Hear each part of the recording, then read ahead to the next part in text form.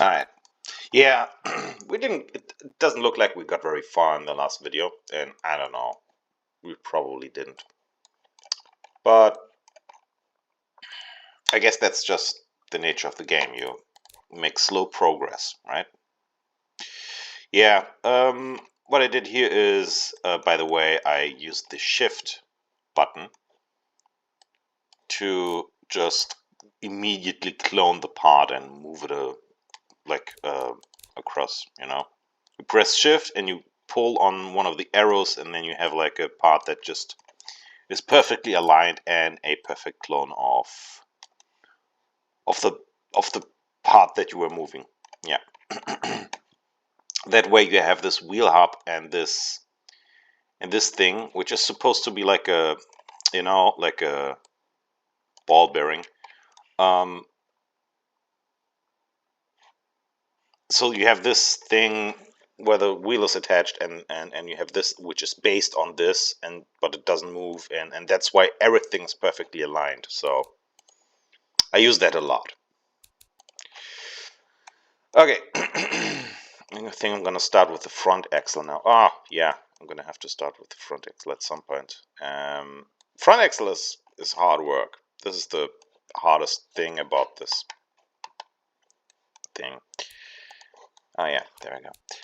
And I'm also just gonna start by cloning the wheel stuff there.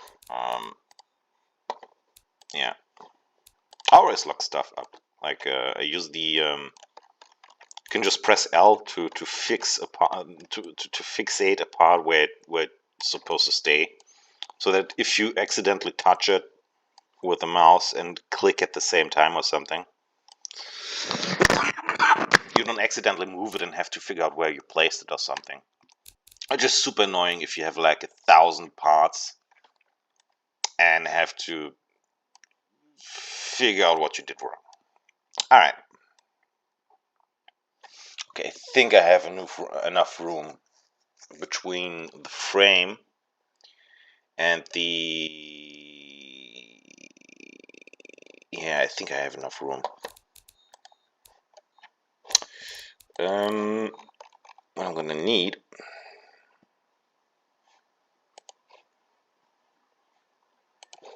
is this. All right. This is a little bit annoying.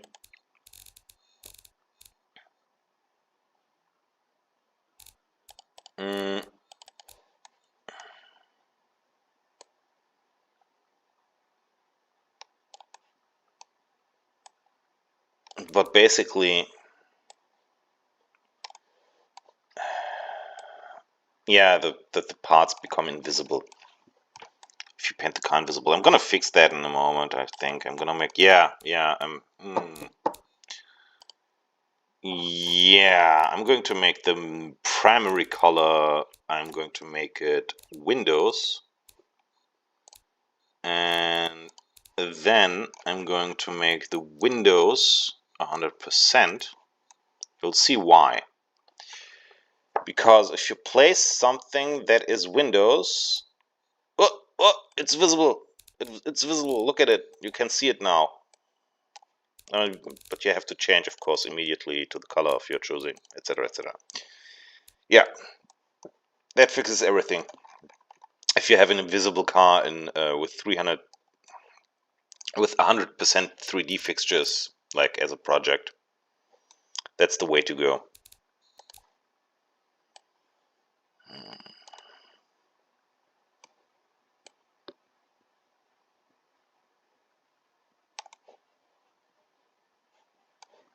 I think I'm gonna make this a little bit smaller.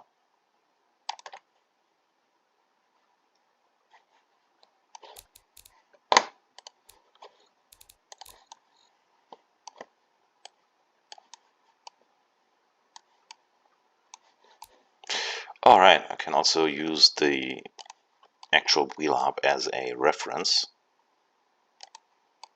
to make it as middle of the road as possible. There you go.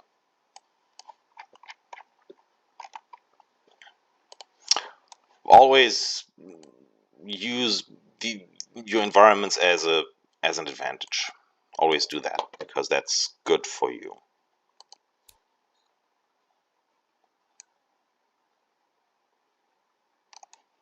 Yes, that's the front axle. There you go.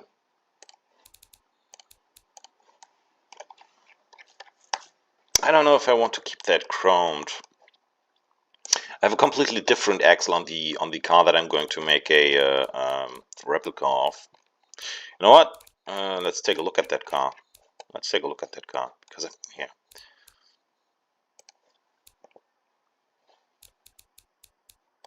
There we go. All right, I went with blue instead, so I need to. Yeah. Come on, there you go. Yeah, so it's of course a different. It's a different setup than the car that I'm making. It has a double wishbone suspension in the front. I mean, it still has the.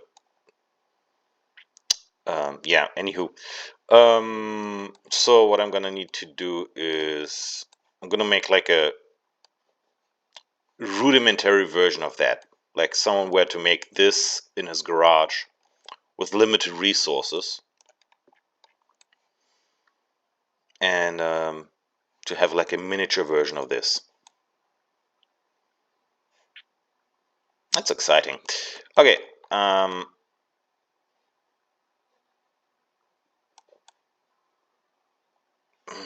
Hmm. Yeah. Just gonna make a picture of this on its own.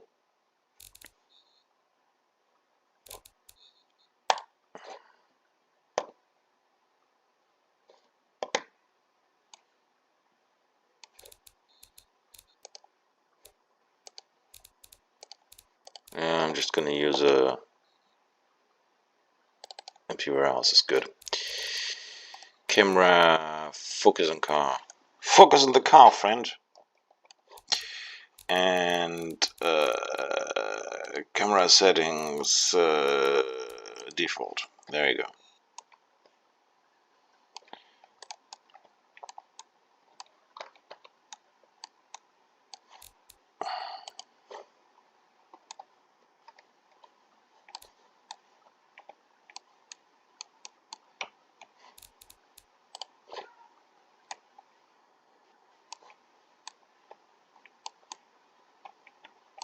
I'm proud of this. And it drives scary, and it's quite fast and scary, as it should. Like in BeamNG, I mean.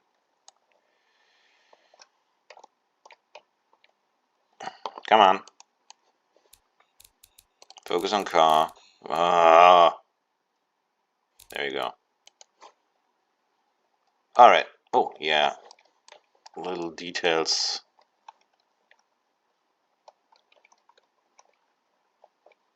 Maybe this little detail. Okay.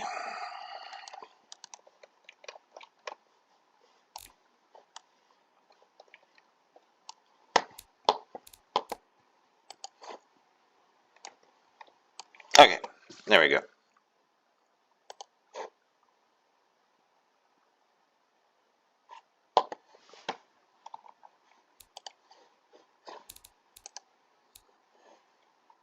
I don't know why I'm showing you this video, by the way. Oh yeah, because I already started something. So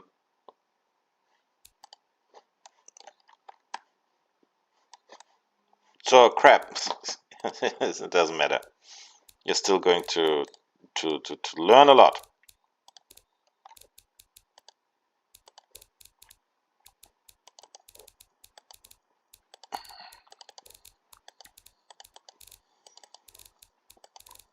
Yes.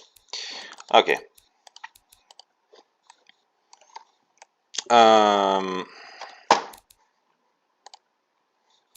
Okay.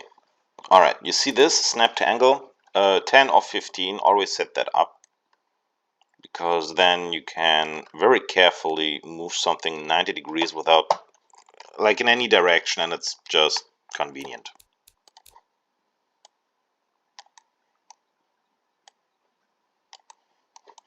See that?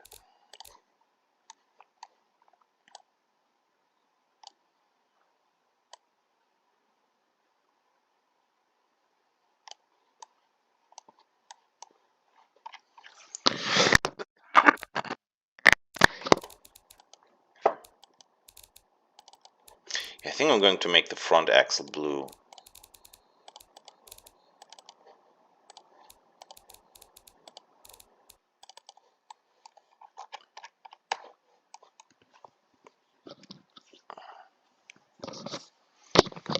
I don't know if you noticed when I took the pictures, but the frame is on the original car is chromed as well. So yeah, that's where what I struggle with, but it just didn't pop really. The front axle in this chrome, it just looked. I know.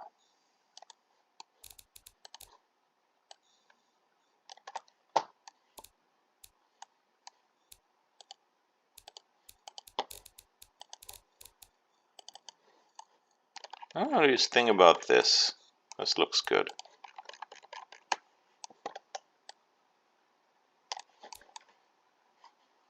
Yeah, I like that.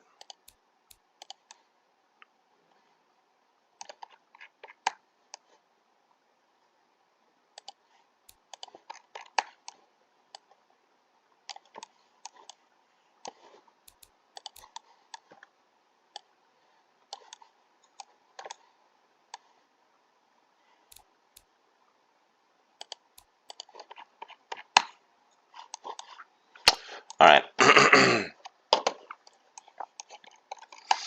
Okay. The great thing about cycle cards is that mechanically speaking, they're relatively easy. It takes like a few minutes of research to understand them mechanically completely. Like you don't have to look at big diagrams to make a. You can literally just take this basic aerodynamic shape and you already have covered the mechanical bits for the, like you can do so much with just the. I think I haven't used a single mod as of right now. I'm thinking about turning mods off because you don't need them for cycle cards. That's another thing. You're making everything yourself and it's easy enough. Like it's basic enough the way these cars are made that you can just get away with simple shapes. And it's not even like an insult. That's what's fun about them. That they are so simple. It's like that's why they're fun.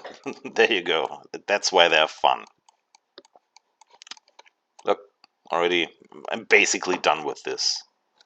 With the setup for the front steering mechanism. Like, you know what I mean? Like, it just goes, this needs to be linked to the middle, and there's like a circle, and that circle is the. You'll see what I mean. You will see what I mean. All right.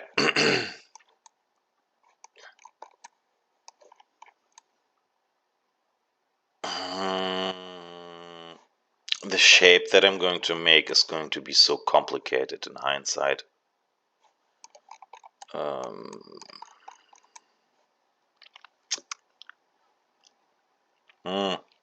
But no risk, no fun. Okay, yeah, I'm gonna use a mod for this because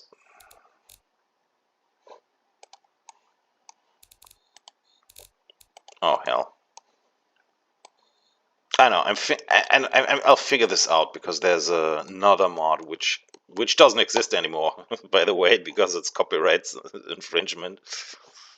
I'm gonna see if I can do something with that instead. All right, see you in the next video.